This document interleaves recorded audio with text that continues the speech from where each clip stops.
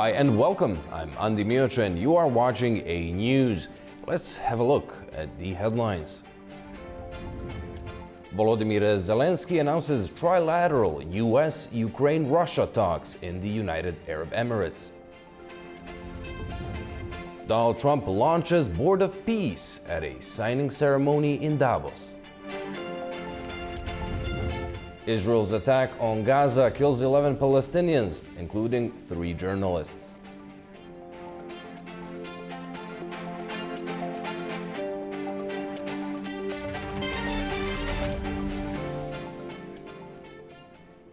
Thank you for tuning in. We start in Davos, where Ukrainian President Volodymyr Zelensky has announced that Ukraine, US, and Russia will hold trilateral talks this week in the United Arab Emirates.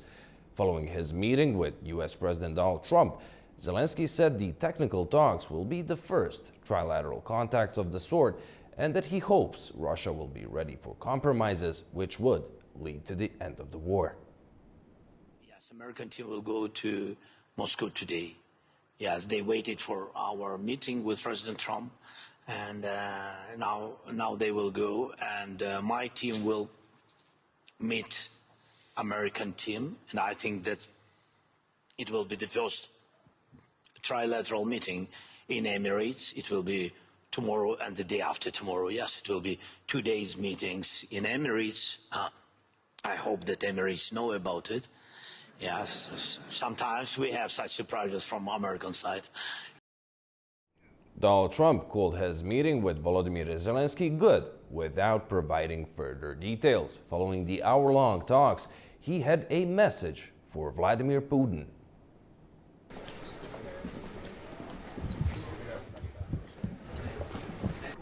What do you want President Putin to do? The war has to end.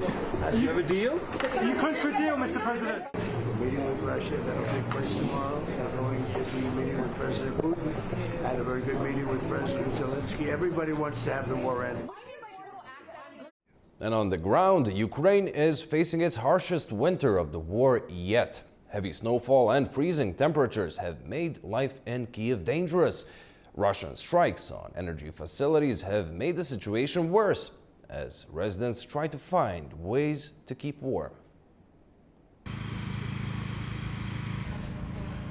Cold weather, lack of heating, and no electricity. This is what has pushed people in Ukraine's Kyiv region to seek warmth. In the town of Brovary, old railway cars now turned into temporary shelters from the cold. Families, elderly residents, and relatives of Ukrainian soldiers use the decommissioned carriages as winter tightens its grip. The trains provide heat, electricity, and a brief escape from apartments left without power after recent attacks. Some say temperatures at home have dropped to 5 degrees Celsius. Inside the trains, people charge devices and have hot lunches, while children from an acting class hold lessons there because their usual premises are too cold. If someone had told me that this would happen in Ukraine, I would never have believed them. No one wants this war. We want peace and goodness. With temperatures falling as low as -20 Celsius in Kyiv, Ukraine is facing one of the coldest winters in years. Russia's missile and drone strikes on Ukraine's energy infrastructure in recent months have made the situation worse. As Russia continues its strikes, Ukrainian maintenance crews are working to restore a power plant. We are restoring damaged infrastructure to provide people with electricity and heat, because not only electricity depends on this infrastructure, but also people's heating. The weather conditions are against us now. It is very cold, but we are not stopping. We are working to restore as much equipment as possible after the attacks as soon as possible.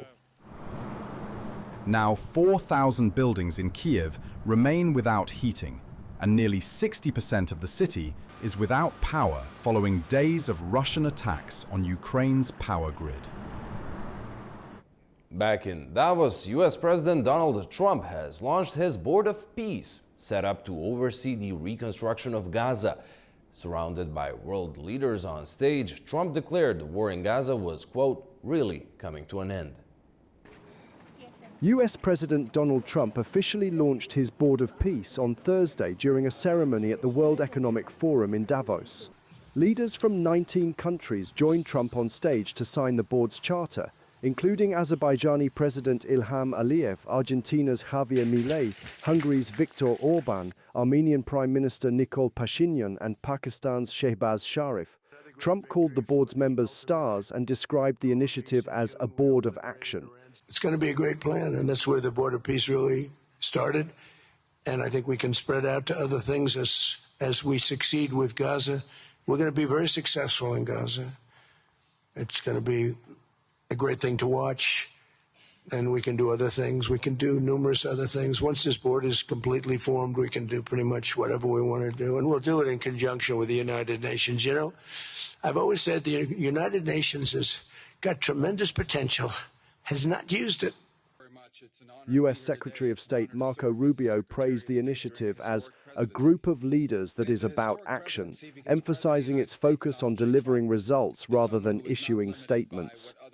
The board was initially conceived as part of Trump's 20-point Gaza ceasefire plan, aimed at demilitarizing and rebuilding the region, but the charter leaves room for a broader geopolitical role. About 35 nations have committed to joining the board, with invitations extended to roughly 60 others. Several European allies declined to participate, including Norway, Sweden, and France, citing concerns the board could undermine the UN. The UK opted out over Russia's inclusion, and Canada, Ukraine, and China had yet to confirm. Countries seeking permanent membership must contribute $1 billion, with Trump designated as permanent chairman, while non-paying members receive a 3-year term. Meanwhile, over in Moscow, Russia's Vladimir Putin hosted Palestinian President Mahmoud Abbas and told him that Russia is ready to commit $1 billion in Russian assets frozen in the United States to Donald Trump's Board of Peace initiative to support the Palestinian people. We are ready to send $1 billion from the funds frozen in the United States under the previous administration to this new structure, the Board of Peace, first and foremost in order to support the Palestinian people and use these funds for reconstruction of Gaza and solution of Palestine's problems. I think this is quite possible. We used to discuss such options earlier with members of the American administration, and today we plan to discuss this issue at a meeting in Moscow. Earlier on Wednesday, Israeli forces killed at least 11 Palestinians in Gaza, including 2 children and 3 journalists, according to local medics. Palestinian health officials said the reporters were killed while driving on an assignment sponsored by Egypt. The Israeli military said it had eliminated a Palestinian militant who posed a threat to soldiers.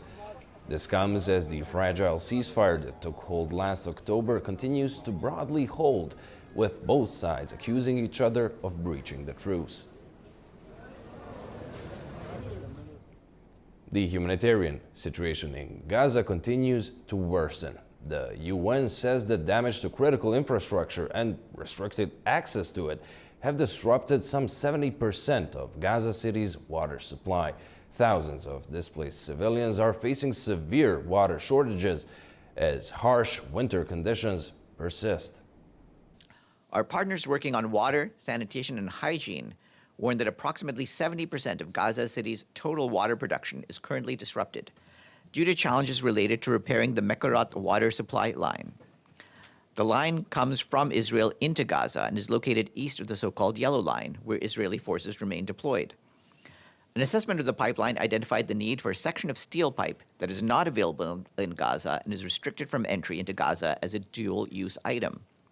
A request that one of our partners made to repair the Safa well, another important water source for Gaza City, was denied by the Israeli authorities on Sunday. As Gaza remains in the grip of winter, another hypothermia-related child death was reported by the Gaza Ministry of Health yesterday. This brings the total number of reported deaths linked to cold weather this season to 9.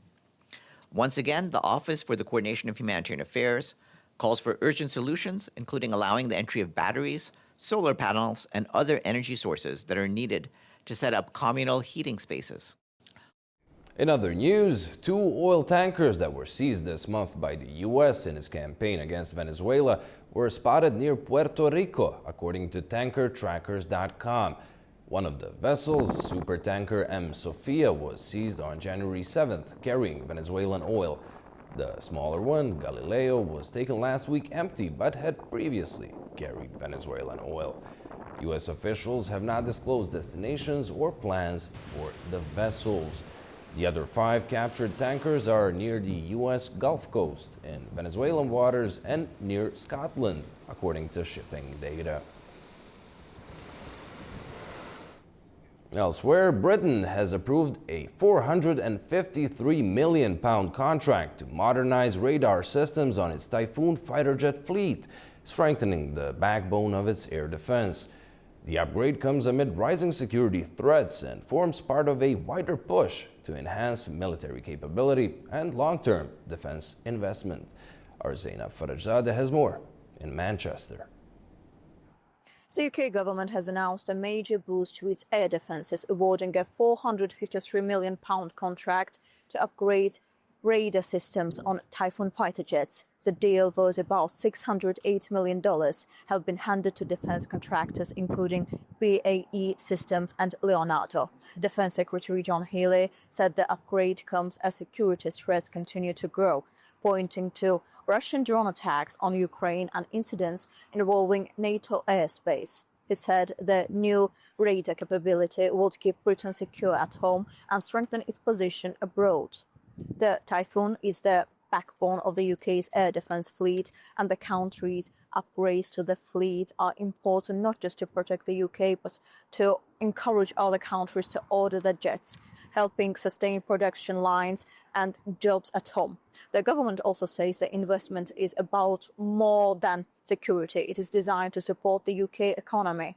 Ministers argue that modernising the Typhoon fleet will make the aircraft more attractive to overseas buyers, helping to sustain production lines and protect skilled jobs. Officials say the contract will secure more than 1,500 jobs across Britain. In October, the UK secured an £8 billion deal to sell Typhoon jets to Turkey, and officials believe further sales to Qatar and Saudi Arabia could follow. The government has also pledged to increase defence spending to 2.6% of GDP from 2027, signalling a long-term commitment to military investment. Zainab Farajzadeh, in News, Manchester, United Kingdom.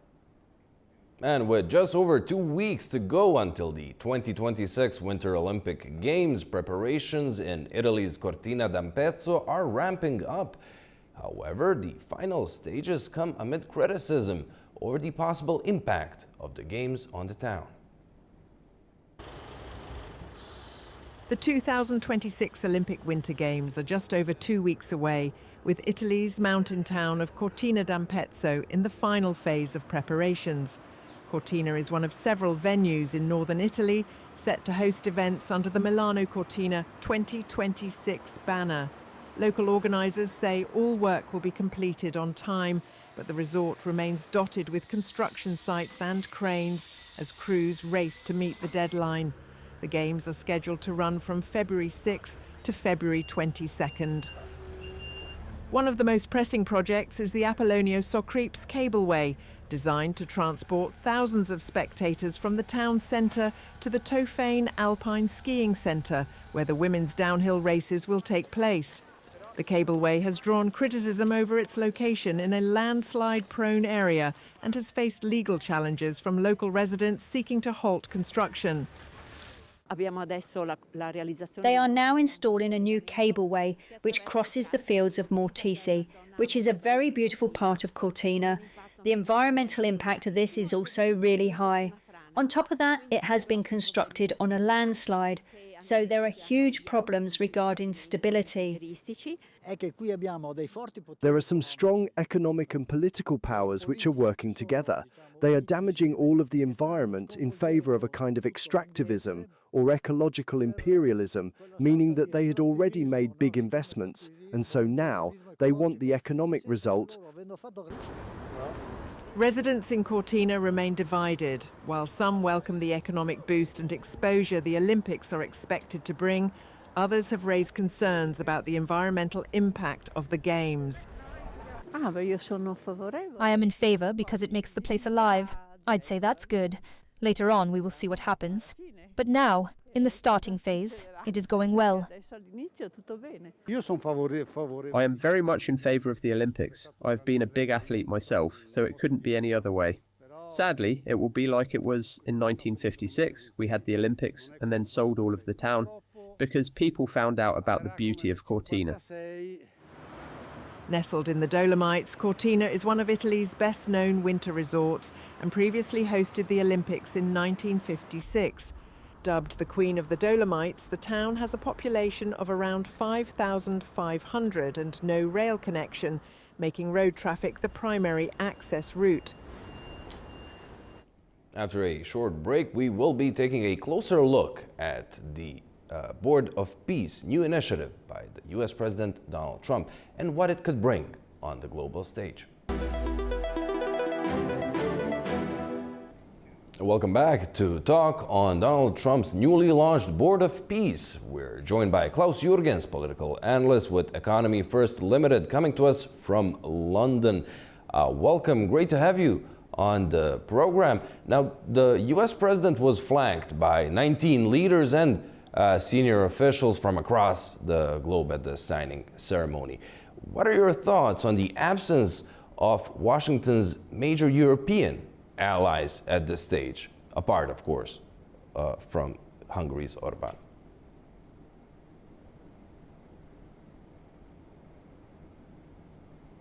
Well, thanks for having me. It is indeed a hot topic. You may know that I have been working quite extensively on United Nations shortcomings, United Nations reform, in particular United Nations Security Council. Now, I think it all has to be put into perspective. Then I come straight back to your missing EU leaders. Now, if you go back to this resolution from last year, 2803, 15 votes, 13 in favor and 2 abstentions, notably Russia and China. This was the original kick-starting to do something with regards to Gaza. Then, of course, President Trump, I would say very cleverly, somehow upgraded, updated the mandate and referred to it as a Board of Peace, technically speaking, being in charge of global conflicts and not only Gaza. So we have to separate. We have the Gaza situation and the executive board, and of course we have the Board of Peace. Now, initially, my observation was that the Europeans were actually rather happy that finally something is going to happen in Gaza, because even those countries, not all of them, but many, unwaveringly lending support to Israel, not happy with a two-state solution initially. Even they realized, albeit far too late, that the bloodshed must stop and that there must come peace to Palestine and, of course, to Israel at the same time. So this was the original plan. I think the lukewarm reception now in Davos is basically aimed at saying the United Nations is still the best international platform we have, although the Europeans know it is far from perfect, exactly the opposite. And secondly, leading up to Donald Trump's re-election, the so-called liberal establishment in Europe, including the United Kingdom, always favored Kamala Harris. Of course, you remember, same like me, the election night, live on TV. Now, this has not changed. They are very skeptical about anything Donald Trump is proposing. Now, this is one of the aspects. And they say we don't want a Trump United Nations to zero. We are really not up for that. And they are skeptical, not knowing what is actually going on. So this is reality in Davos. But Donald Trump, he is a clever politician, like him or loathe him. He's a very clever politician, a very clever leader, and your fine nation, Azerbaijan, joining underlines the relevance of this Board of Peace. I'm not going so far that there will be two United Nations all of a sudden. No, of course not. But maybe this Board of Peace actually can help the United Nations to roll up its own sleeves and become finally a fully working, fully successful international organization the way it was set up after the Second World War. Why are the Europeans hesitant? Europe is soul-searching. The European Union does not even know where to go next. Will it be a global player? Will it be a regional player? Will it be a political union? Will it be an economic union? They really have good homework to do. So I don't think that this puts a stain on Donald Trump's efforts, to be honest. No. But it has to be noted, and I'm sure Washington will note it as well. And there will definitely be bilateral talks very soon between European leaders and Donald Trump. How can they get on board? So I'm not surprised. Make it short, your fine question. But there are underlying reasons. The ongoing skepticism towards whatever Donald Trump does must be wrong. Well, the Europeans have made their concerns heard. France and Norway, for example, declining the invitation. Do you see a realistic possibility down the line that this board might encroach on the powers and the role of the UN Security Council? We've heard already from Beijing that they do not want to seek an alternative to the UN. Yes, of course, the veto powers don't want to seek any alternative, which brings me back to my initial consideration. And indeed, if you want to reform the United Nations, you have to start with the Security Council, and you have to start with the voting mechanisms within that very Security Council. None of the permanent members automatically will yield their permanent veto power, because then basically they would be 1 in 15 or 1 in 192, 193, and rotating memberships and what have you, and majority voting or anonymity perhaps.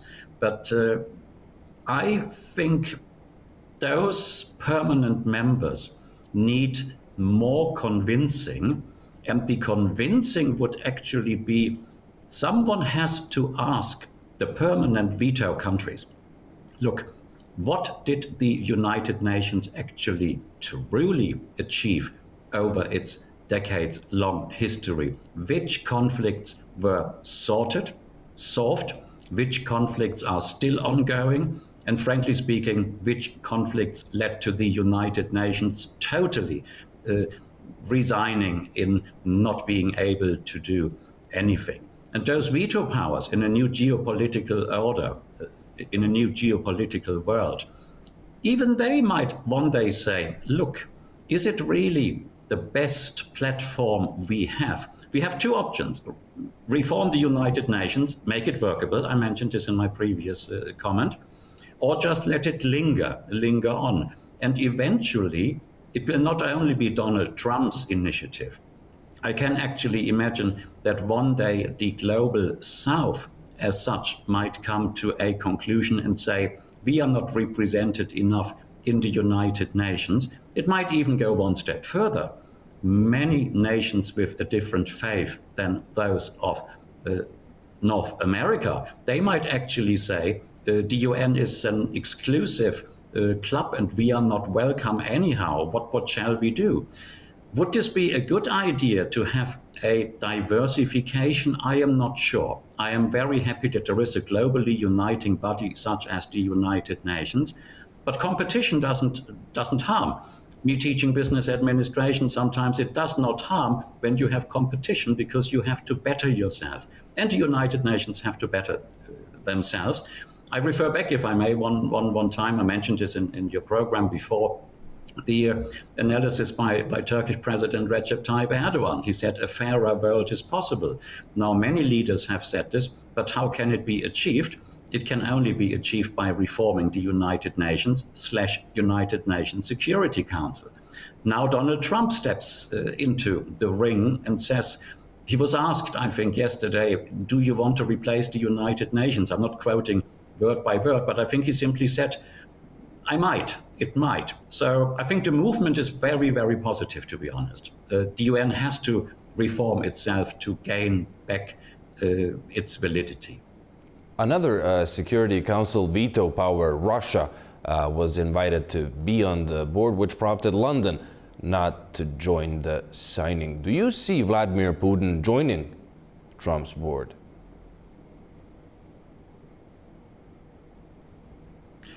Actually, I don't want to play political analyst's devil advocate, but I can actually imagine. I can imagine that the two somehow pull a white rabbit out of the hat, as we say, proverbially speaking. Because Vladimir Putin would know exactly he, at least for the time being, could not pull off the same trick by sending invitations to, not even mentioning 60 plus global leaders, countries, heads of state and governments, and inviting them to join a board of peace run by Vladimir Putin in Moscow. For the time being, he is not in that powerful a position. So how can he regain global standing against all the odds? Perhaps shake hands and make a deal with Donald Trump. I would not actually be surprised. Coming back to your initial point of your question, the United Kingdom, yes. We can open the newspapers yesterday and of course today and what have you. And the Prime Minister, Sir Keir Starmer, simply said he is concerned. Now, the Guardian newspaper said, we don't want Donald Trump's imperial court. So yes, in the United Kingdom, there is resentment, but let's be honest, again, it is in the so-called liberal establishment, the Guardian newspaper, of course, the leading flagship, a Labour Prime Minister, Sir Keir Starmer, never really happy to seeing a Republican re-entering the White House. And yes, I think many things are on the United Kingdom's plate as well. Sum it up one more time, yes, I would not be surprised if Vladimir Putin eventually accepts and Donald Trump actually agrees. And I think this would be Putin's realpolitik, because he could not pull it off 2-0, and his and Russia's influence would diminish probably even more. Just after the signing ceremony, Trump met with Ukraine's Zelensky for about an hour and announced a new round of US-Russia talks in Moscow. Zelensky said there will be a trilateral meeting between Ukrainian, Russian, and American teams in the United Arab Emirates. With the US saying that a deal is close, do you expect any significant developments by the end of this week? Not by the end of this week, unfortunately. I mentioned the word bloodshed before, and Ukraine, what is happening there, it is beyond belief. Yes, I'm not putting blame on anyone now. This is not a political commentator's job. But yes, the only solution is that there will be peace, and President Zelensky must accept the fact that this includes talking about territory, and Russia must accept the fact that it cannot invade anymore, no other countries. And I think it will still take some time. But why am I a little bit more optimistic? I would say the EU could not manage. Individual European Union member states could not manage or would not manage.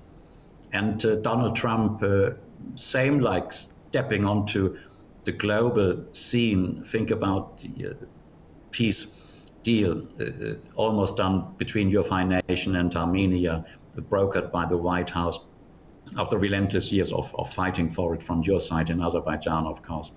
And it means that things are possible when people believe in it. And if the US administration truly believes that a peace deal can be brokered between Ukraine and Russia, I think the only option is it should be faster than later, sooner than later.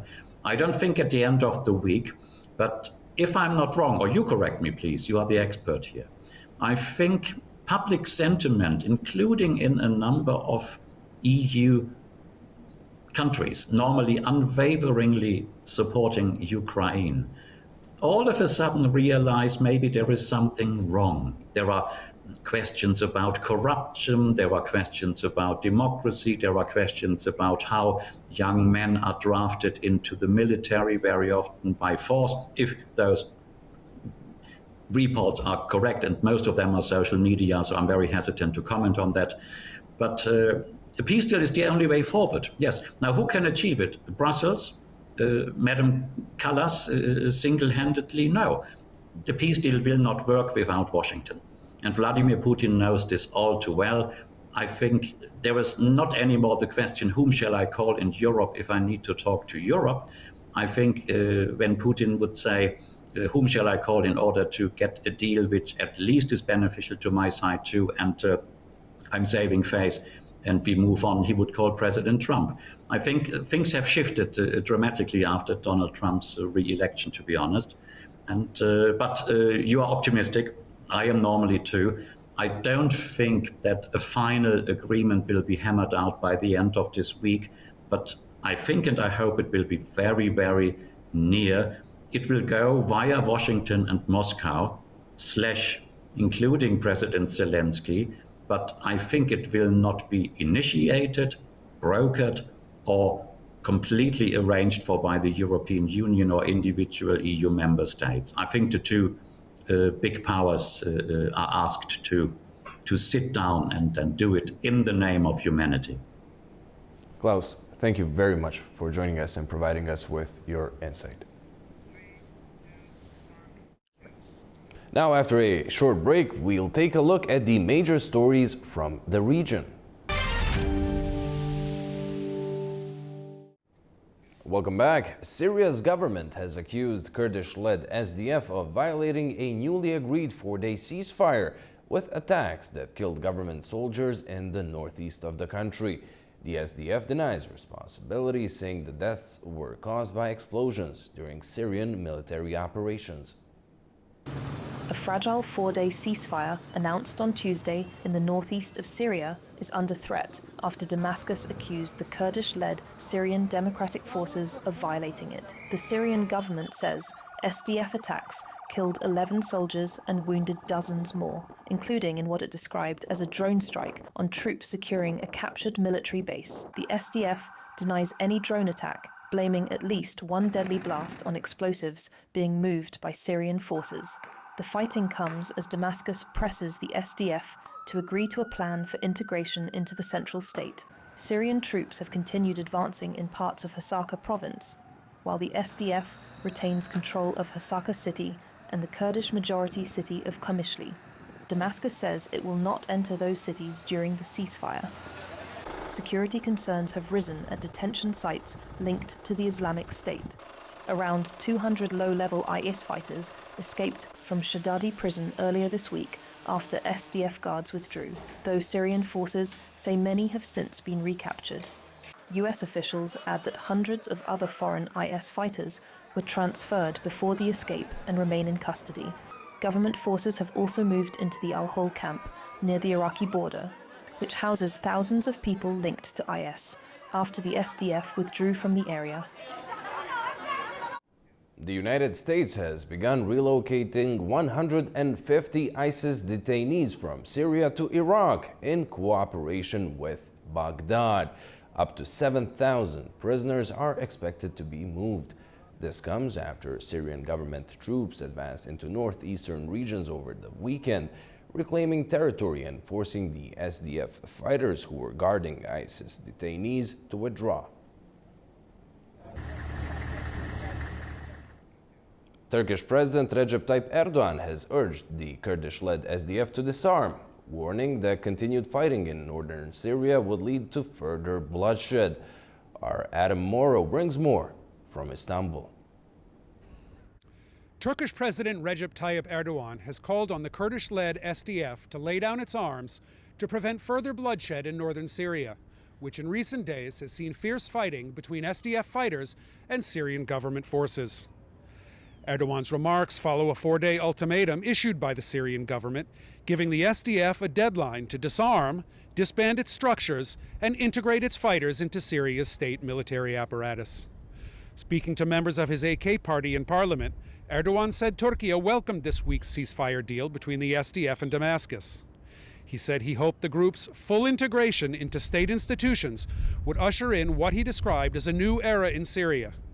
Erdogan said disarmament was the SDF's only way out, adding that further violent actions by the group would amount to a suicide attempt. He also called on Kurds in Turkey not to fall for what he described as provocations by the SDF, stressing that his government was continuing an ongoing peace process with the Kurdistan Workers' Party, or PKK. Addressing lawmakers, Erdogan also described a Wednesday phone conversation with U.S. President Donald Trump as productive, saying the two leaders had discussed ways to ensure Syria's security and to step up joint efforts against the ISIS terrorist group. This is Adam Mara for A News in Istanbul, Turkey. President of Azerbaijan, Ilham Aliyev, held talks with U.S. President Donald Trump in Davos. The two leaders discussed the development of Azerbaijan-U.S. relations following President Trump's return to office. They also exchanged views on regional issues, including steps toward normalizing relations between Azerbaijan and Armenia and broader connectivity projects in the South Caucasus. Azerbaijan and the U.S. have advanced talks on a strategic partnership charter, with the second working group meeting held online. Talks focused on energy, trade, security, and digital cooperation. Meanwhile, a first-ever bilateral U.S. business mission to Baku is scheduled in the coming weeks to strengthen economic ties.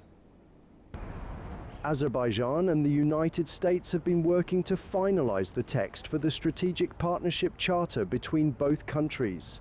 This follows the Memorandum of Understanding that was signed at the Washington Peace Summit last August. They held their second meeting of the Strategic Working Group online. It was chaired by Azerbaijan's Deputy Foreign Minister Elnur Mammadov and the U.S. Deputy Assistant Secretary of State Sonata Kolta. Participants discussed cooperation in areas such as energy, trade, transit, as well as regional connectivity and investment. Also topics on defense and security, counter-terrorism, artificial intelligence, and digital infrastructure were talked about. Meanwhile, the U.S. Chamber of Commerce, together with the U.S. Department of State, is organizing the first bilateral business mission to Azerbaijan next month. During the two-day visit on the 9th and 10th of February in Baku, a high-level delegation will give U.S. companies the opportunity to meet directly with Azerbaijani government bodies, state-owned companies, and leading private sector firms. They'll be focusing on energy, digital transformation, defense, transport, as well as agriculture, healthcare, finance, and investment. The program includes meetings with the presidential administration, the Cabinet of Ministers, relevant ministries, as well as with SOCAR, the State Oil Fund of Azerbaijan, Azepromo, Pasha Holding, and the Azerbaijan-U.S. Chamber of Commerce. Azerbaijan's SOCAR is acquiring a 10% stake in the Balen oil and gas project off the coast of Côte d'Ivoire. The deal with Italy's Eni was signed in Davos during the World Economic Forum by SOCAR President Rovshan Najaf and Eni CEO Claudio Descalzi. Balen, one of West Africa's largest offshore discoveries, began production in 2023 and is set to expand significantly in its next development phase. China and Central Asia are reporting record figures in mutual trade. The latest data show turnover has surpassed $100 billion with steady growth over recent years. Our Fariza Kalimurzina has more. Trade turnover between China and the 5 Central Asian countries exceeded $100 billion in 2025, reaching a historical high. This was announced by a spokesperson for the Ministry of Foreign Affairs of China. According to the spokesperson, mutual trade has been growing for the 5th consecutive year. Last year, China became the largest trading partner of the Central Asian countries for the first time, surpassing other external markets in the region. Officials in Beijing note that not only the volume but also the structure of trade is changing. An increasing range of goods from Central Asia is entering the Chinese market, including products from the chemical industry, metallurgy and the agro-industrial sector. And according to official data, the combined volume of exports and imports between the two sides rose by 12% year on year.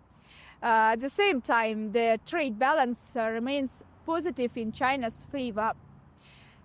Against the backdrop of global economic instability and the slowdown in world trade, Chinese officials say trade with Central Asia continues to expand, pointing to the China-Central Asia mechanism as the framework underpinning this growth.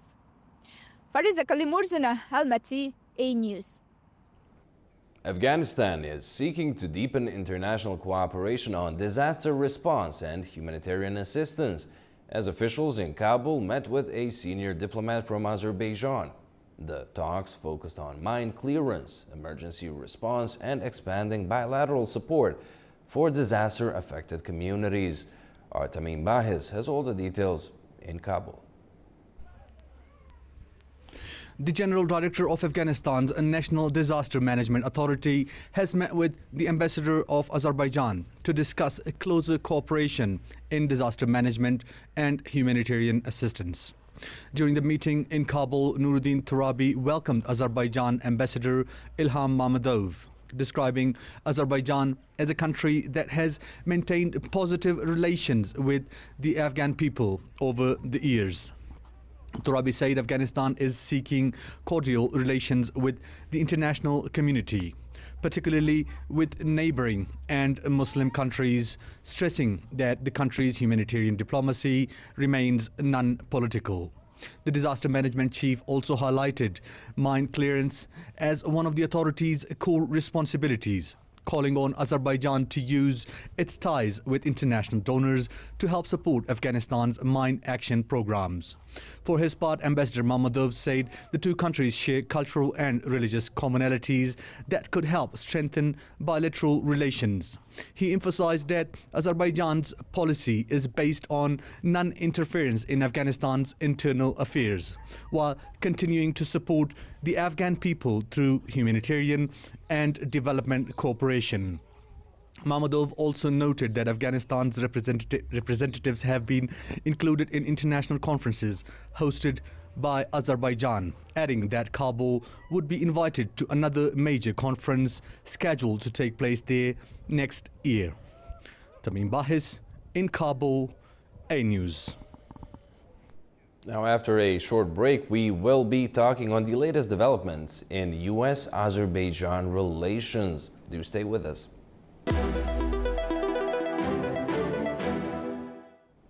Welcome back. Now, to take a closer look at Azerbaijan-U.S. relations, we're joined by former U.S. diplomat Matthew Bryza, coming to us from Istanbul. Welcome. Thank you so much for joining us. Now, just today, Azerbaijan's president took part in the launch of U.S. President's so-called Board of Peace, and the two met bilaterally as well. Can you give us a sense of the significance of these events from Davos on the two countries' ties? Yeah, great question. Well, I would note, first of all, the sort of the layout of the Board of Peace signing. In the very front row, in the very center, were two leaders, President Ilham Aliyev and Prime Minister Nikol Pashinyan. And between them was a white chair that was empty while President Trump was delivering his opening 20-minute address. And when President Trump finished that address, he sat down in that chair. So President Trump chose to be positioned between President Aliyev and Prime Minister Pashinyan, even though there were, 22 or however many other leaders, world leaders on stage. That was a very important symbol to me that President Trump, and as he said during his speech when he talked about how he helped to move toward a peace agreement between Azerbaijan and Armenia, he said, oh, and I have friends on the stage. Normally there are people I don't like. I like everybody. And he what triggered him was that he saw President Aliyev and Prime Minister Pashinyan. So that event today, regardless of whether or not this Board of Peace ever comes into existence or ever promotes peace agreements in other parts of the world, like Israel, Gaza, or wherever else, today's event shows President Trump has Azerbaijan and peace with Armenia on his mind, and he gave the most prestigious place on that global stage in Davos to the leaders of those two countries. That filled me with so much positive energy because it shows that President Trump is serious about building on the progress he helped stimulate when he hosted those two leaders, President Aliyev, Prime Minister Pashinyan, in the White House back on August 8th. Now, when you mentioned that relationship and the warm words we've heard from the U.S. President, do you see that translating into practice? We've seen a couple of agreements signed in Davos when it comes to asset management and the like. Do you see that happening even more frequently now? I do. I mean, as President Aliyev noted in Davos, peace already exists between Azerbaijan and Armenia. And, regardless of the political challenges of finalizing the peace treaty, peace exists. And Azerbaijan has delivered Azerbaijani energy to Armenia and also facilitated the transport of Kazakhstani grain, wheat specifically, to Armenia.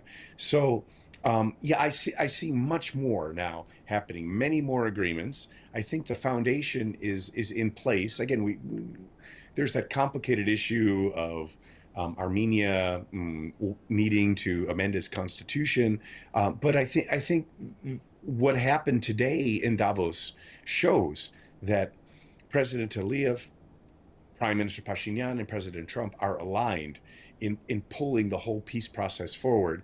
And I anticipate, based on the agreements that you mentioned in the financial and commercial sector,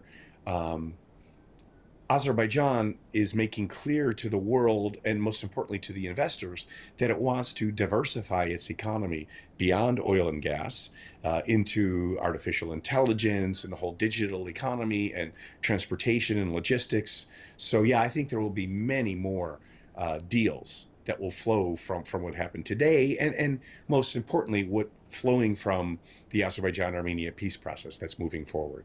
On that note, in a few weeks' time, a business mission led by the U.S. Chamber of Commerce is set to visit Azerbaijan.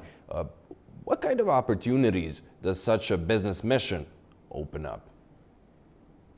That's a great question. Well, as I was just mentioning, there are opportunities in transportation and logistics, but also in critical minerals and more broadly minerals, mining. I mean, there's gold in Azerbaijan. There are many different minerals. There's the AI sector and data centers, possibly crypto mining, but also connectivity between Azerbaijan and the other side of the Caspian Sea, whether it be potentially natural gas from Turkmenistan that could flow via swaps involving Iran, or maybe one day even a project that I was working on under President Clinton beginning in 1998, a Trans-Caspian natural gas pipeline, regional transportation investments in airports and railways and the whole Zangezur corridor or the Trump Road for International Peace and Prosperity. There are enormous opportunities. This is a very positive moment for Azerbaijan and for its relationship with the United States and its investors. Many opportunities indeed. Thank you very much for joining us and providing us with your insight. Thank you, Dimir. My honor. And thank you very much for watching. That's all we had for you for now. Stay tuned to A News.